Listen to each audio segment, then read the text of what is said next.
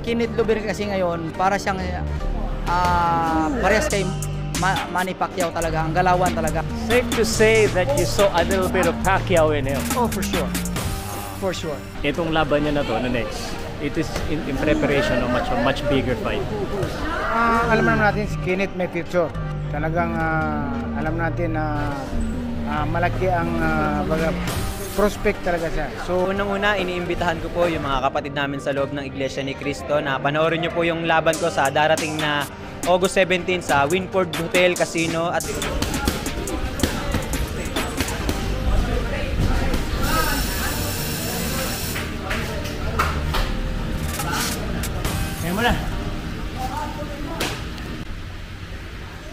Peñalosa Sports Center in Parañaque. Really? I already saw you with the interview with J.O. That's the first, when I first started working, they were here and they were like, no picture, no nothing. So I don't know what he's trying to do, maybe a build-up or something. Yeah, well, Alex Ariza, the boxer, man, that's big news. Yeah! At this point, kumpirmado, Alex Ariza is working with Kenneth Lover officially. Alright, so di ba nagsisimula yung training? Pawis na agad ako. Nandito tayo sa Jerry Peñalosa Sports Center where we're gonna be training with Kenneth Lover. Nandito na si Kenneth. Laban niya sa Winford. Coach, okay. August 24, no? 24 yung laban ba? Ni Kenneth? Ha? August 17. 17 ba? Ano ba yan? August 17 nagulon. Kanina 24. Yan, dito yan sa Peñalosa. Abangan nyo guys. Ano?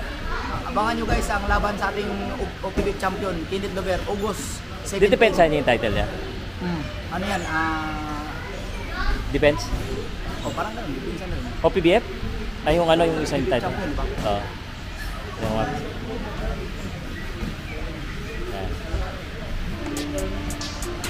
So guys, this is Alex Ariza working with Kenneth Lover.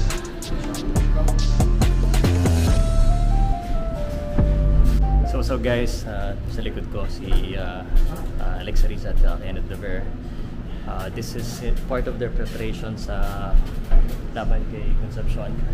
Again, dito yan sa Jerry Peñalosa. Alam mo, isa sa masasabi ko, this is such a moment dahil ito si Alex Ariza, last time I talked to him, medyo hindi yan basta-basta kumukuha ng kliyente. So later I'll be asking him what he saw with Kenneth Lover and what he think about the fight. Of course, other things tungkol po sa boxing at saka syempre dito sa ating boxing prospects. At syempre itong team ni Kenneth Lover is also handled with Peñalosa, no? Jerry Peñalosa. So yan. And of course nandun yung head coach. Yan yung head coach talaga, si Dindo, watching the strength and conditioning. So expect natin talagang mas magiging malakas.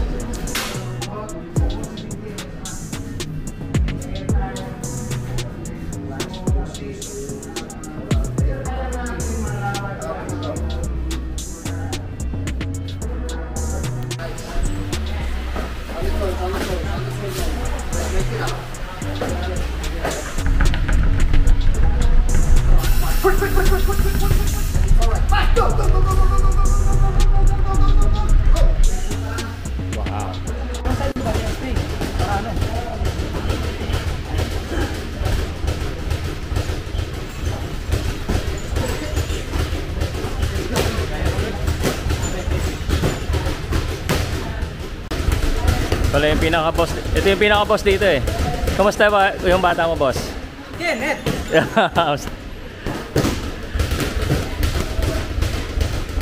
Lang na. Yan, may sinasabi si Jerry, parang strategy yata yun eh.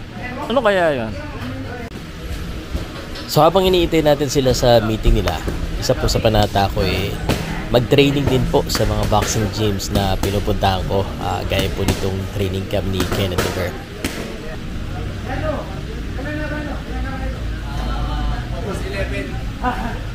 Ito pala yung manager ko. Pwede!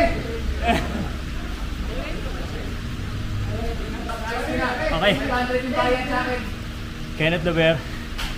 Parang behind me. I'm doing meets. Pero, kaya mag-alala. Magkukuha ako ng nagpaalam ako ng at least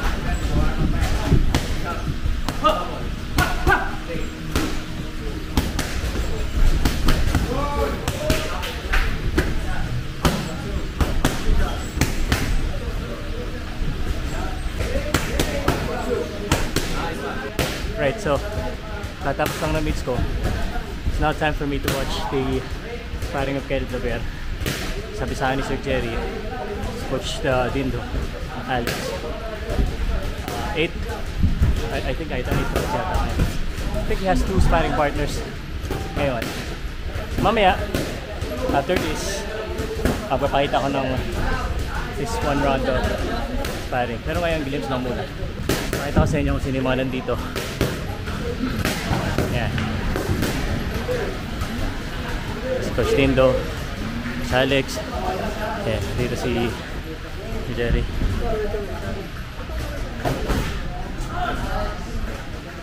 Okay.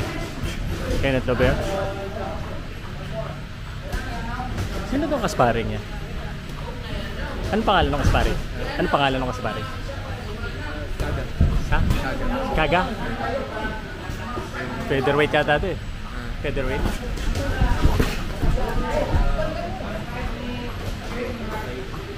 Lightweight, super.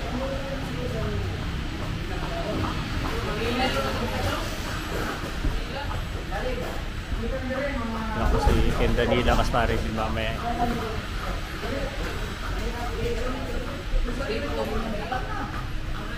Very good, very good.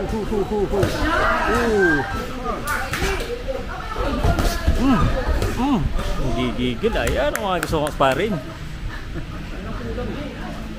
Okay, nandito tayo sa Peñalosa Boxing Gym sa Parañaque. Kasama natin si Coach Jerry Peñalosa. Coach, so yung bata mo si Kenneth Dover, nag-sparring yan. Ano masasabi mo so far sa sparring? Maganda. Pero hindi pa 100%. Uy, grabe yun ah. Ano pa lang, ito sa kanya, siguro mga 80%. Okay. So of course, nag-sparring si Kenneth Dover because may laban siya. Of course, you're the one in charge of Kenneth Dover's career right now. Can you share kung ano ba yung laban niya? Ano ba ito? May belt ba ito? Saan ba mangyayari? At yung mga detalye ng laban? Winford Resort Casino sa Manila, August 17. Kenneth Dover against the Panamanian 2 times 2 division world champion, Luis Concepcion. Isang magandang laban na dapat yung abangan dahil nakakatakot na kalaban dahil imagine 2-time world champion, experienced boxer, talagang palaban, mandirigma. Alam natin yung Kenneth Dover natin talagang buhos na buhos pag lumaban. So isang magandang laban na dapat yung abangan. Ngayon nga parang buhos na buhos din siya sa sparring partner, nakikita mo.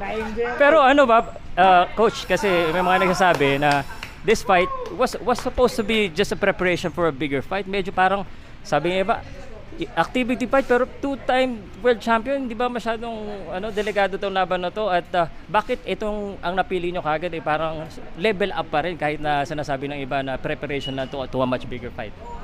Alam naman natin si Kenneth may future. Talagang alam natin na malaki ang prospect talaga siya. So part ng process, kailangan siyang experience. Sa case ni Luis Concepcion, na maging kalaban niya, isang eksperyensado na boksingero at kailangan nang mag-ingat dahil may lakas niyon. So, kailangan natin na another test kung talagang handa na ba tayo para sa world title. So, ito na yun. So, the more na dangerous ang kalaban, lalo siya mag-iingat. At para naman sa mga boxing fan, pag ayaw natin yung mga mismatch, iwasan natin yun kasi hindi nakakatulong yun sa Philippine boxing. Speaking of mismatch at speaking of preparation, I've been seeing Kenneth Dover when he was younger. Siyempre si Dito Campo nandito. Pero we have a new addition to the team, Alex Ariza, who is, can you tell us more about the role of Alex Ariza? At lagi parang very visible siya ngayon sa camp. Alam natin si Alex Ariza, isang magaling na conditioning coach. Dumaan na kay 8th Division Champion Manny Pacquiao, kay Floyd Mayweather at marami pang mga champion na dumaan sa kamay niya. So talagang isa sang, kung hindi mo sa pinakamagaling, isa sa pinakamagaling na conditioning coach. Kailangan ni Kenneth yun. Dahil like sa ngayon, na next kalaban niya, hindi natin alam, through experience of conception. Kailangan niyang stamina, tayang kondisyon na tip-top shape talaga 100%. So sa presence ni Alex, malaking bagay. So yun. Malaking additional sa team si Alex Ariza. Yun. Actually, nakausap ko si Alex before. Sabi niya, namimili daw siya sa tinatrabaho niya, and for napili niya si Kenneth Lover, payagan niya, that means a lot, no? Without thinking in advance, we know that you have big plans for Kenneth Lover. Can you share us some insight kung may plano ka na ba? Kasi na-surprise ako sa Philippines. Ang akala ko, hahamunin na naman siya sa Japan. And plus, of course, yung latest announcement, Kenneth Lover is partner with a Japanese promotion, and na-surprise ako bakit dito sa Pilipinas. What happened? Ano bang plano? Of course, kailangan din siya makita ng ating mga kababayan. Last year, lumaban siya sa ibang bansa, hindi dito. So, kailangan natin na ipakita naman. Kailangan natin na i-embrace ng mga Pilipino. Dahil hindi natin alam, baka ito na yung last fight niya sa Pilipinas. And then, once na pataas ka ng pataas, siyempre pabigat na rin pabigat, so hindi ganun kadali i-promote.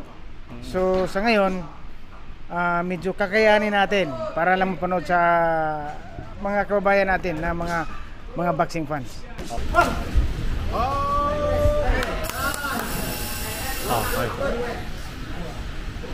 So, alright guys.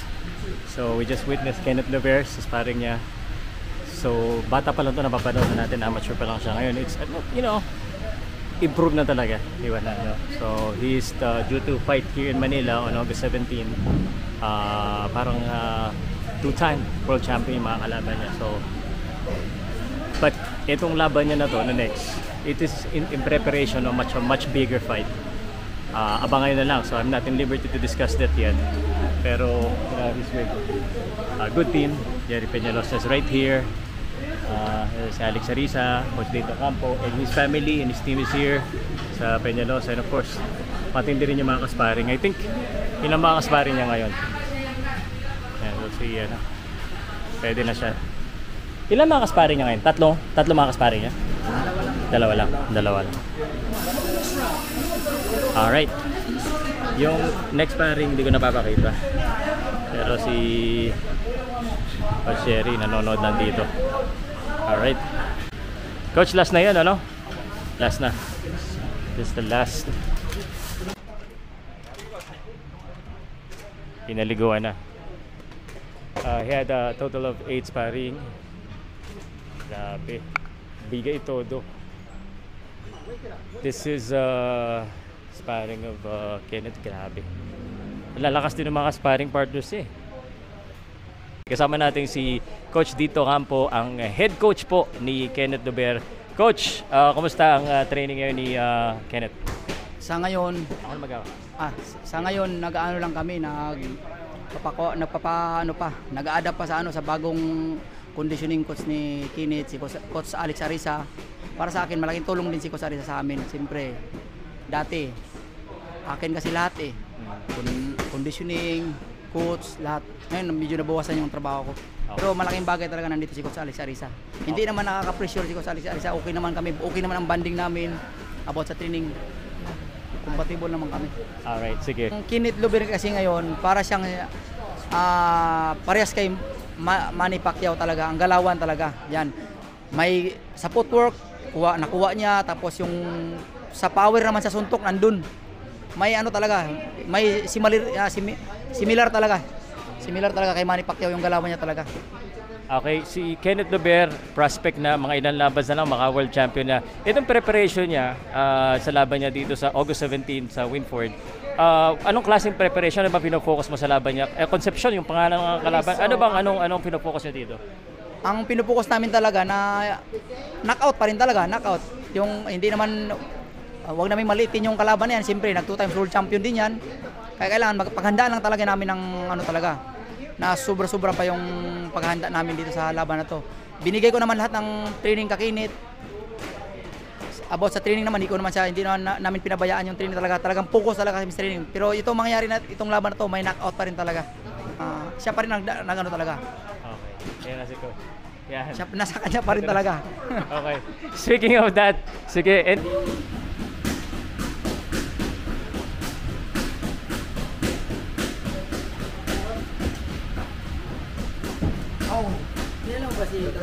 hey guys, so katapos na ng sparring, tapos na rin yung konting parang conditioning workout ni Kenneth Lover. Right now, ini-stretching lang siya dito ni Alex Ariza. Kaya alam ko, inaabangan nyo na yung interview natin kay Alex Ariza. It's to come next, tsaka kay Kenneth Lover. So, hintay-hintay lang natin. No? This is the, actually, parang milestone ito para sa isang boxer like Kenneth Lover. Because sabi ko nga, Alex Ariza, hindi naman basta-basta kumukuha ng kliyente. So, we'll find out bakit na kinuha or bakit siya pumayag na i-train si Kenneth Lover.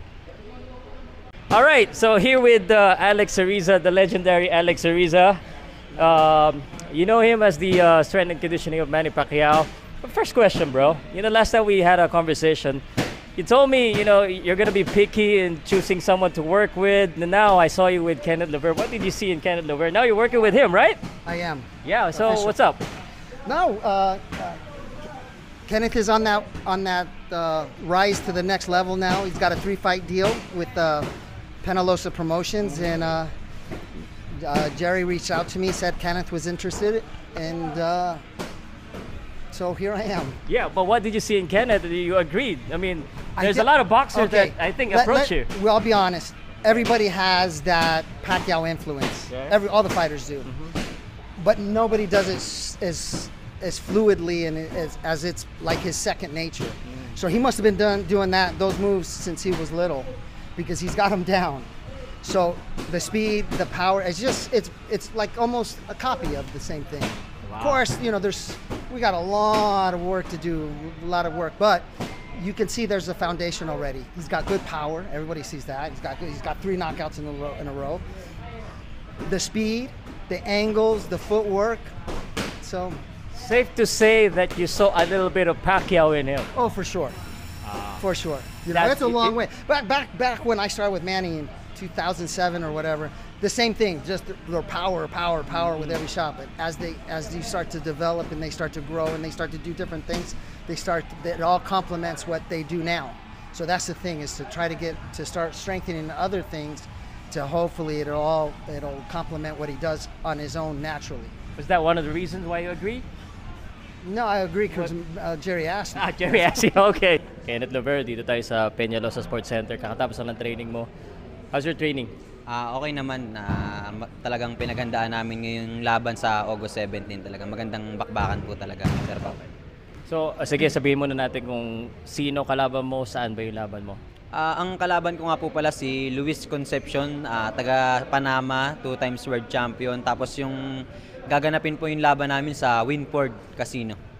Actually, ilang beses na nakasama sa training, napanood. Ang kakaiba sa training mo ngayon, meron kang isang international strength and conditioning coach. Yes. My question is, ano yung pakiramdam mo, or what's your reaction? What can you say about working with Coach Alex Ariza? Para sa akin, kumbaga ganado na ako mag-training, mas talagang nagkaroon pa ako ng full training pa talaga lalo, kasi lalo't dumating sa amin sa team namin si Sir Alex Ariza, isa sa pinakamagaling na conditioning coach with Sir Manny Pacquiao. Alam naman natin yun, di ba? Kaya talagang sa boxing career ko ngayon, talagang mas lalo pa akong nagpupursige, mas lalong lahat kinukuha ko yung skill na talagang makakatulong sa akin pagdating ng laban talaga. Unang-una, iniimbitahan ko po yung mga kapatid namin sa loob ng Iglesia ni Cristo na panoorin nyo po yung laban ko sa darating na August 17 sa Winford Hotel Casino, at sa mga kababayan ko po sa General Trias at sa mga kapatiran naming mga Muslim dyan, supportahan nyo po ako sa aking nilalapit na laban. Then sa boxing community, boxing Filipino fans, supportahan nyo po ako. Maraming salamat po, at nagpapasalamat din po ako kay Boss Jerry Peñalosa, and then kay Sir Alex Ariza, sa mga team ko, Coach Dindo Campo, maraming salamat po, at then sa family ko, and then kay Sir Pau, Boom Boom Pau. Salamat. Very good.